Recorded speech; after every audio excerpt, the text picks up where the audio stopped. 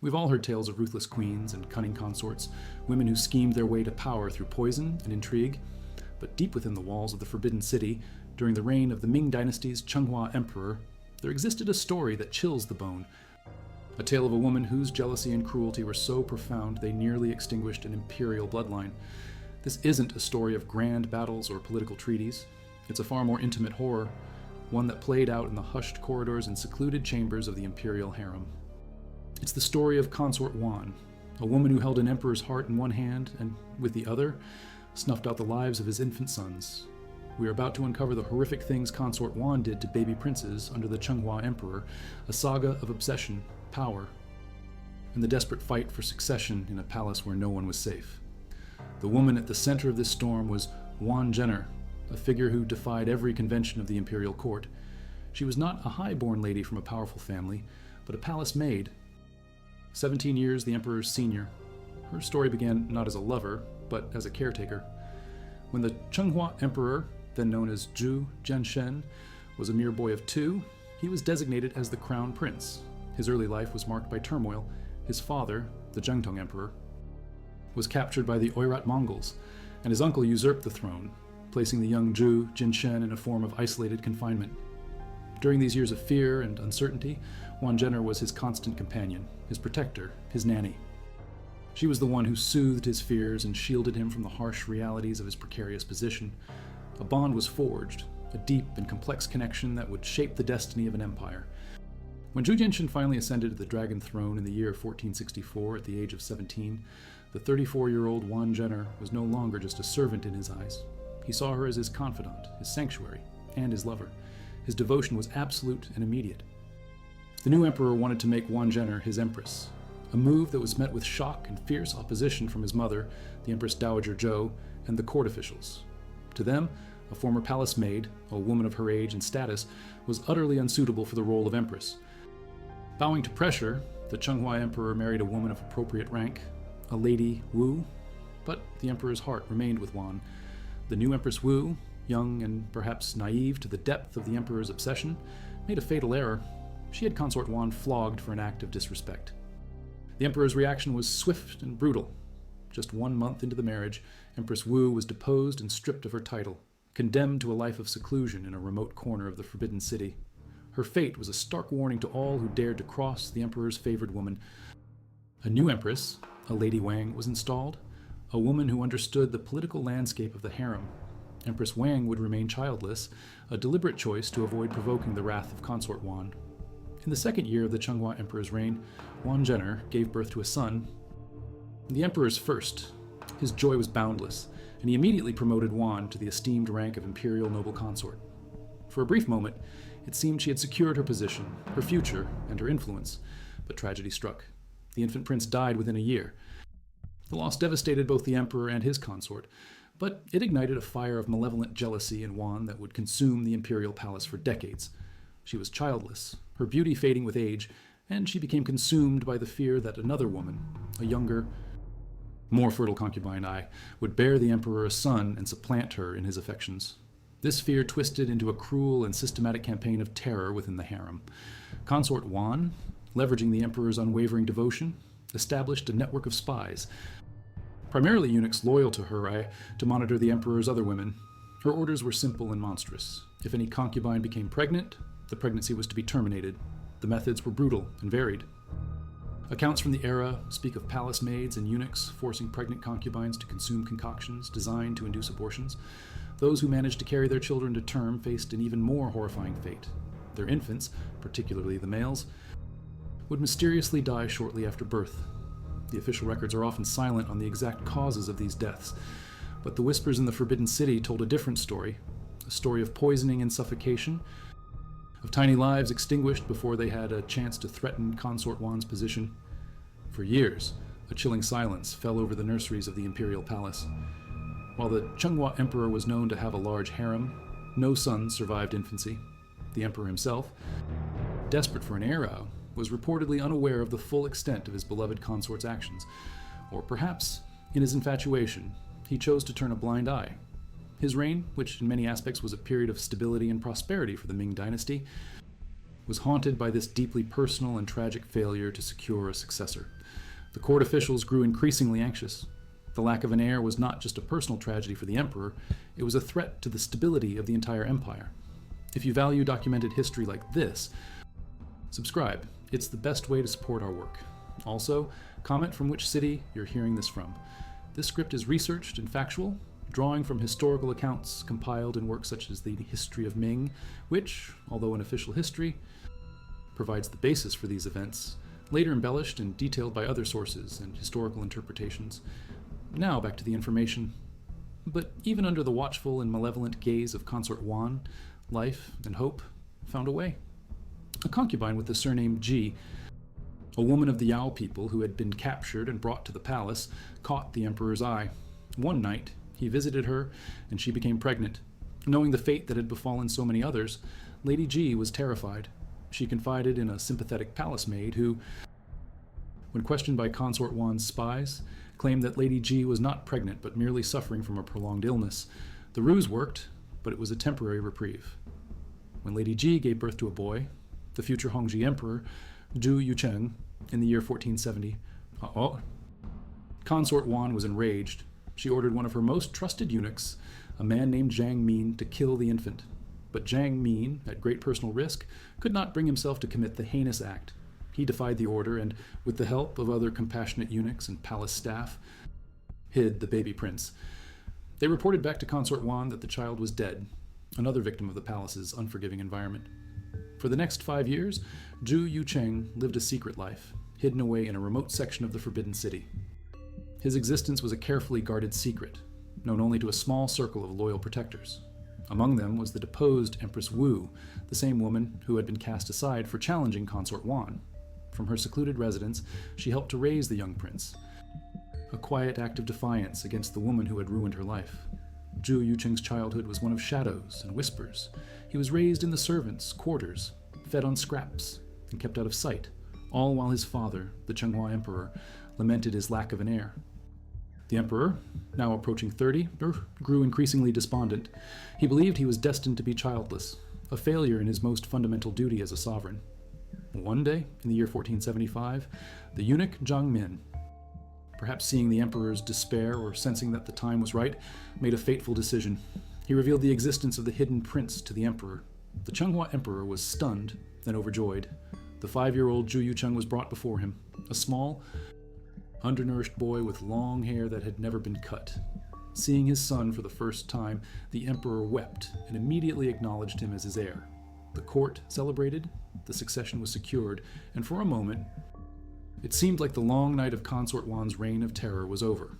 But Wan's fury knew no bounds. Though she could not directly harm the now recognized crown prince, who was placed under the protection of the Empress Dowager, she exacted a terrible revenge.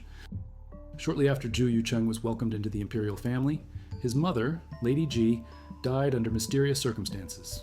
It was widely believed that she was poisoned by Consort Wan's agents.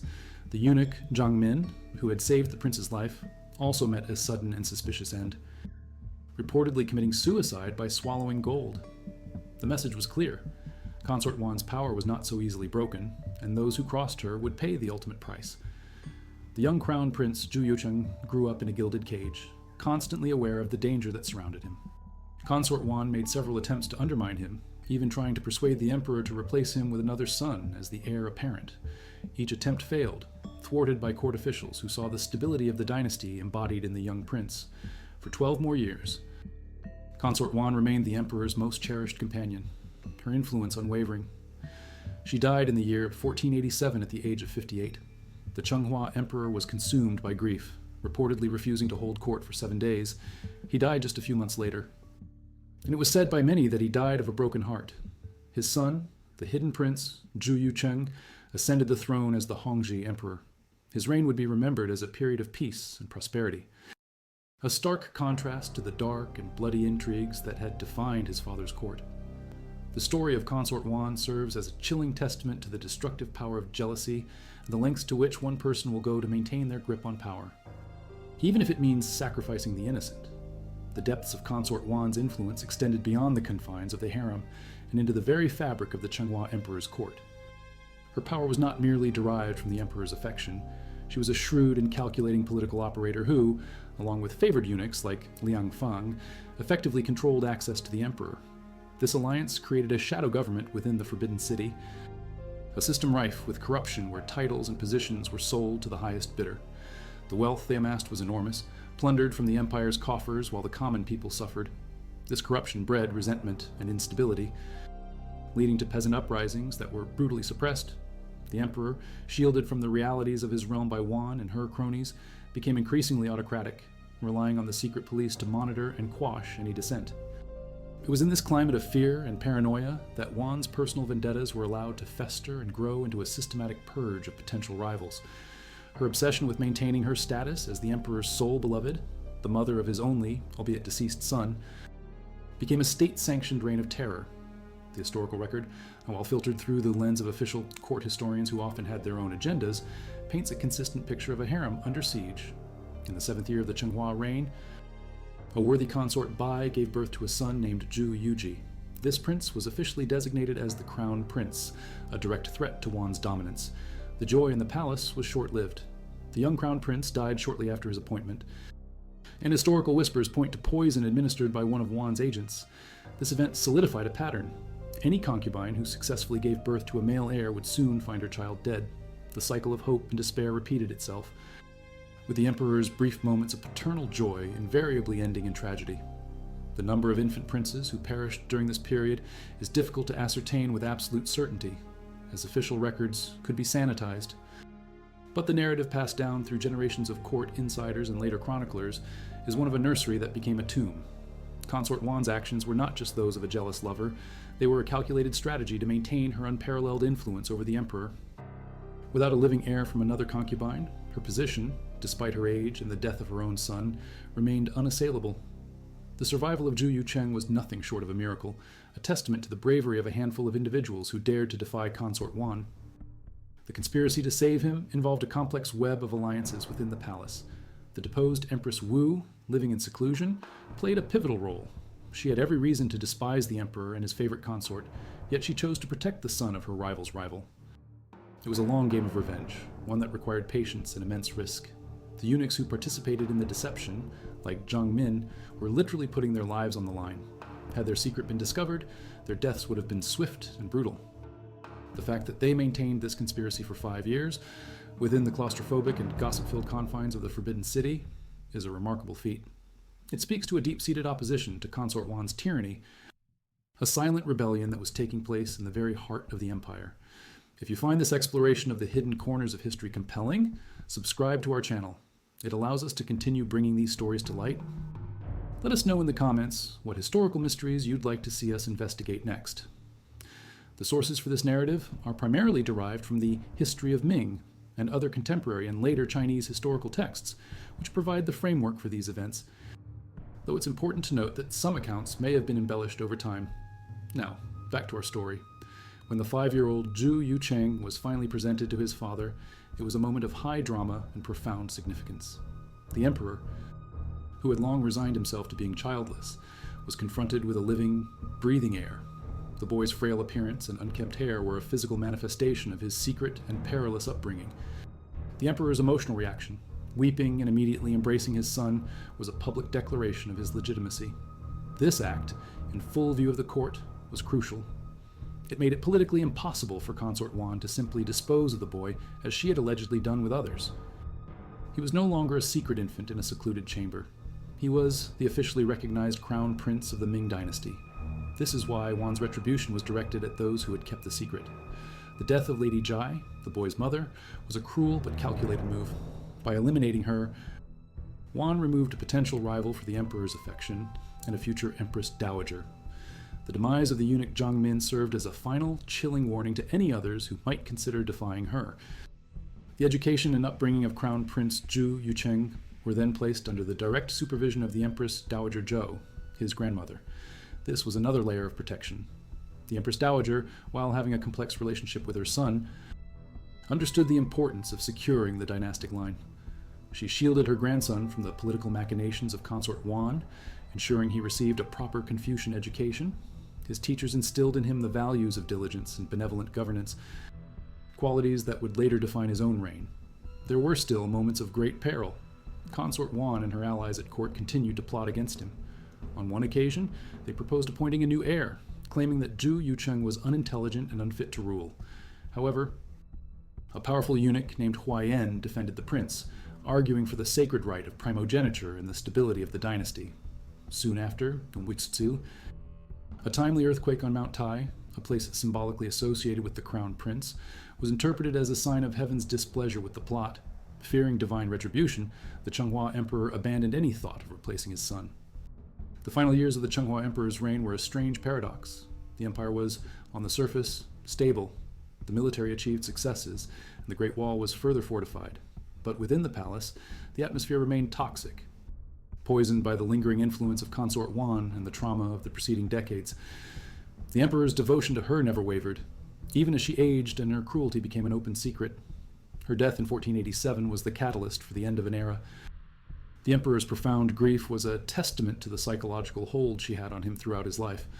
His own death soon after seemed almost inevitable, as if her passing had finally severed the tie that bound him to the world. The ascension of the Hongji Emperor marked a profound shift. He immediately began to purge the court of the corrupt officials and eunuchs who had been allied with Consort Wan. His reign, known as the Hongji Restoration, is remembered as a golden age of the Ming Dynasty, characterized by good governance, economic prosperity, and a renewed commitment to Confucian ideals. The emperor, who had spent his first years of life hidden in the shadows, brought an era of light and justice to the empire. He also, in a move unheard of for a Chinese emperor, remained monogamous, devoted to his one empress. It is a decision many historians attribute to the trauma of his childhood, a rejection of the harem politics that had caused so much suffering and death. His life was a quiet rebuke to the horrific legacy of Consort Wan, a legacy written in the tears of forgotten concubines and the unmarked graves of infant princes. The story of what transpired in the court of the Chenghua Emperor is a stark reminder that the greatest threats to an empire can come not from invading armies, but from the darkness that resides within the human heart, a darkness that once nearly swallowed a dynasty whole. The horrifying tale of Consort Wan and the infant princes of the Chenghua Emperor is not merely a palace rumor whispered down through the centuries. It is a narrative deeply embedded in the historical consciousness of the Ming Dynasty, a cautionary tale of unchecked power and obsession. To truly grasp the magnitude of her actions, we must delve deeper into the specific mechanisms of her control, the identities of her victims, and the climate of fear she cultivated within the Forbidden City. This was not random cruelty. It was a systematic extermination of dynastic rivals, orchestrated with chilling precision. The names of the concubines who suffered under her reign are often lost to history, their individual stories erased by the very power that destroyed them. Yet fragments remain, pieced together from court annals and unofficial histories, painting a grim mosaic of loss and terror. Each pregnancy was a death sentence, each birth a prelude to a funeral. We must examine the stark numbers, the documented deaths, and the very real human cost of one woman's desperate attempt to remain the sole object of an emperor's affection. The very first victim of Consort Wan's wrath was, in a sense, Empress Wu. The public and humiliating deposition of an empress just 1 month after her grand wedding sent a shockwave through the imperial court. It was a raw display of power. The Chenghua Emperor, in siding so decisively with his older consort against his young, well-born empress, established a new pecking order in the palace, one that defied all tradition and precedent. Wan Zhen'er, the former maid, was now the de facto empress, and her word was law. Any woman in the harem who witnessed this event understood the new reality. To displease Consort Wan was to invite ruin. This initial act of political dominance laid the groundwork for the physical atrocities that would follow. It created an environment where Wan's agents could operate with impunity, knowing they had the ultimate protection of the emperor himself. The other concubines were rendered powerless, isolated from their families, and trapped in a gilded cage where the chief warden was their rival. Consort Wan's own son, born in 1466, was the catalyst for her subsequent reign of terror. His death, at just 10 months old, was a profound tragedy, but for Wan, it became a twisted justification for her actions.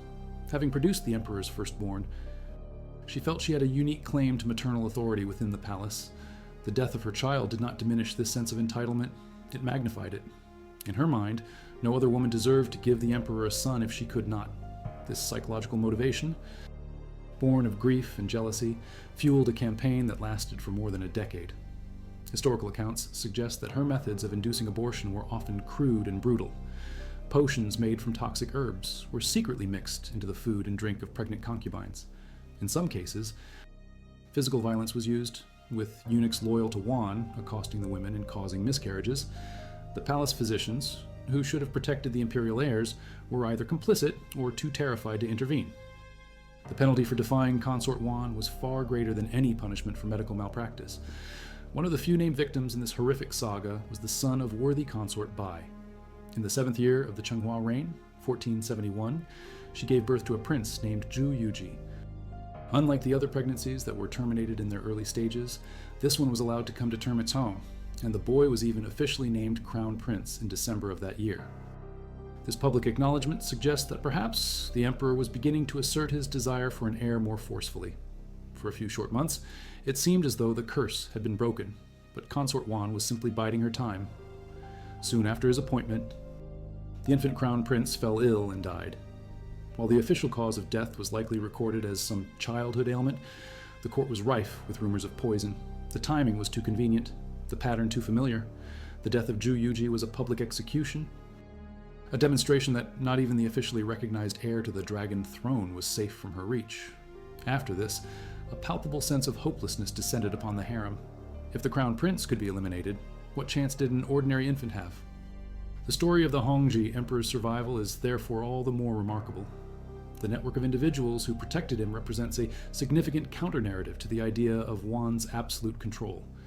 It shows that even in the most oppressive environments, resistance is possible. The eunuch Zhang Min, the deposed Empress Wu, and the other unnamed servants and maids who kept the secret of the prince's birth were not just saving a child. They were preserving the future of the dynasty.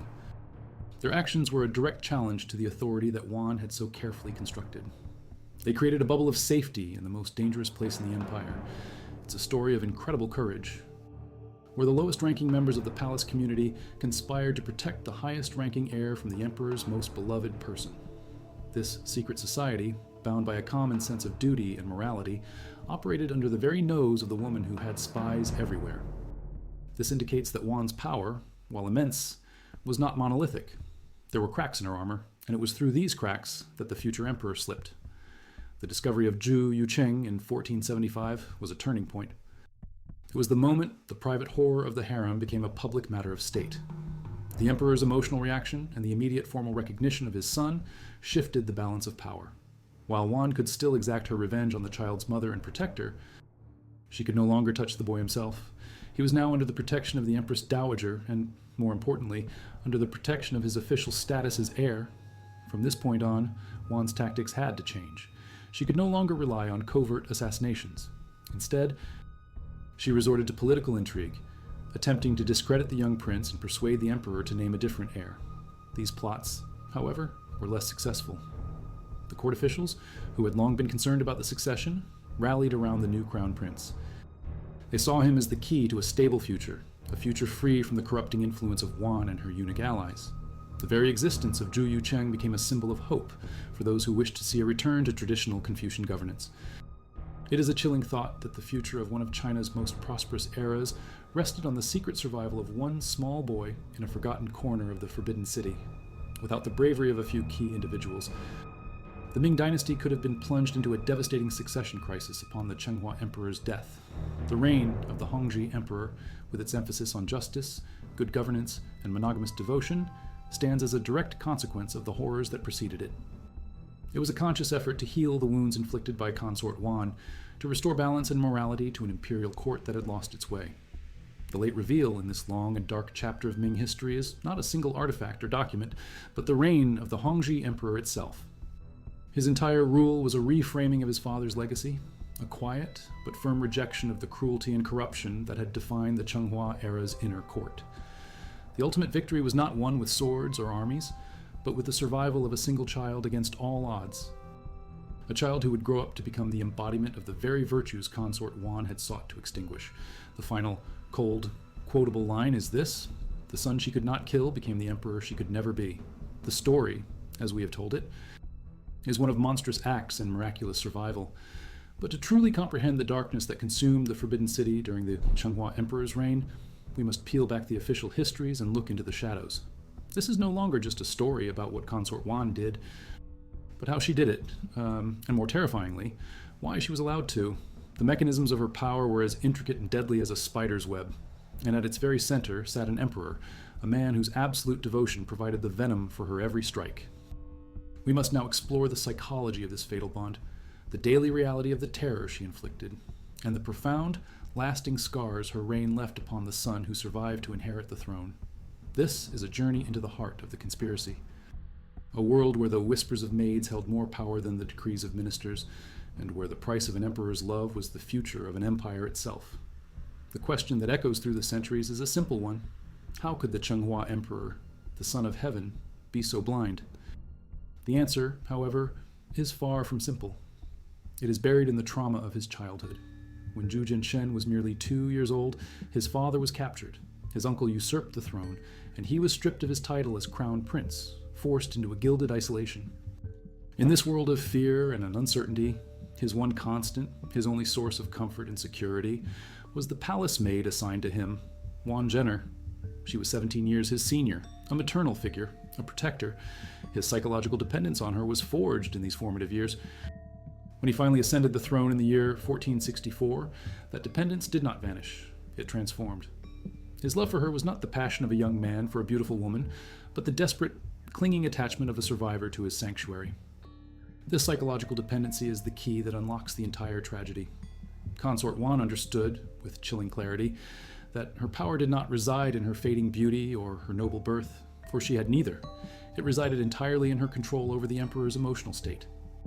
To maintain this control, she had to remain his sole source of comfort, his indispensable confidant. The birth of another woman's son, particularly an heir who might capture the emperor's affection and attention, was not just a threat to her status. It was an existential threat to her very being, a terrifying echo of the abandonment and instability that defined the emperor's youth, and by extension, her own position. His blindness was not born of ignorance, but of a willful refusal to see anything that might disrupt this deeply ingrained pathological bond. He did not turn a blind eye to her crimes, so much as he saw the world only through her eyes.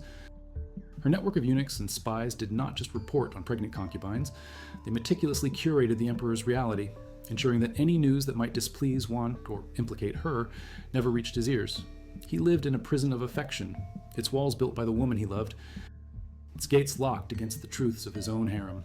Within those walls, Consort Wan's campaign of terror was a masterclass in psychological warfare. It was not merely about poison and induced miscarriages. It was about creating an atmosphere of such pervasive fear that hope itself became a form of treason. Her network of spies was everywhere. Eunuchs who served meals, maids who combed hair. Even the palace physicians, many were on her payroll, rewarded handsomely for their loyalty. A concubine who received a visit from the emperor would be watched from the moment he left her chambers. Her diet would be scrutinized, her conversations overheard, her very body monitored for the slightest sign of change. The methods of termination were insidious. It was rarely an open act of violence. Instead, a specific herb, known to cause miscarriage, might be added to a tonic meant to strengthen the womb. A fall on a slippery floor would be carefully arranged. If a child was somehow born, the palace midwives in Wan's employ could ensure the infant was stillborn or too weak to survive the first night. The death of worthy consort Bai's son, Zhu Yuji, in the year 1471 foreigners, was her most audacious act. By allowing him to be named crown prince before he was killed, she sent an unmistakable message to the entire empire. No one was safe. There was no line she would not cross. After this event, a chilling silence fell. Concubines began to actively avoid the emperor's favor, feigning illness or finding ways to make themselves less attractive. Pregnancy, the greatest honor for a consort, became a death sentence.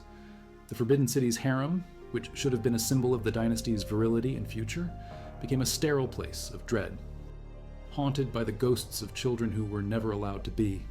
This was the true genius of her cruelty. She made every woman her own jailer, forcing them to participate in the eradication of their own lineage out of sheer terror. Yet, even in this suffocating darkness, the conspiracy to save Zhu Yucheng, the future Hongji emperor, took root.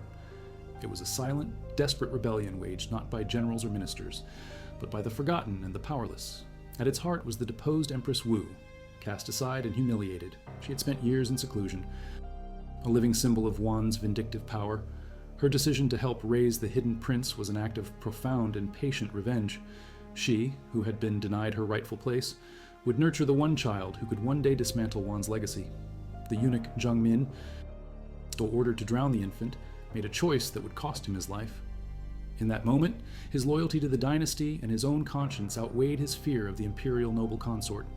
This small circle of protectors, a deposed empress, a disobedient eunuch, and a handful of terrified palace maids, risked everything.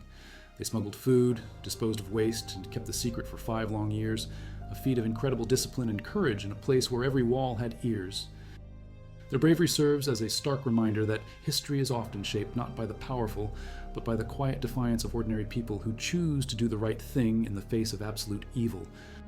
The ascension of Zhu Yucheng to the throne as the Hongzhi Emperor in the year 1487 was not merely a change in leadership, it was an exorcism. The trauma of his hidden childhood, the murder of his mother, and the constant threat of assassination had forged a ruler of singular character. One of his first acts was to purge the court. The corrupt eunuchs and officials who had been part of Consort Wan's faction were systematically removed from power, many of them executed or exiled. He restored integrity to the government, ushering in a period of such peace and good governance that it became known as the Hongzhi Restoration. But his most profound and personal act of rebellion against his father's legacy was his choice to remain monogamous. He had one wife, Empress Zhang, and he had no other concubines. This was an unprecedented decision for a Chinese emperor, a complete rejection of the harem system that had caused so much suffering. Having witnessed firsthand how jealousy and rivalry over imperial favor could lead to murder and mayhem, he simply eliminated the institution from his own life. His reign was a testament to his survival, and his policies were the scars of his childhood made manifest. He ruled with the justice and benevolence that had been absent in his own youth. Proving that the son Consort Wan had failed to kill had become the very embodiment of the virtues she sought to destroy. The long, dark night of the Chenghua Emperor's court was finally over, and the dawn was brought by the hidden prince,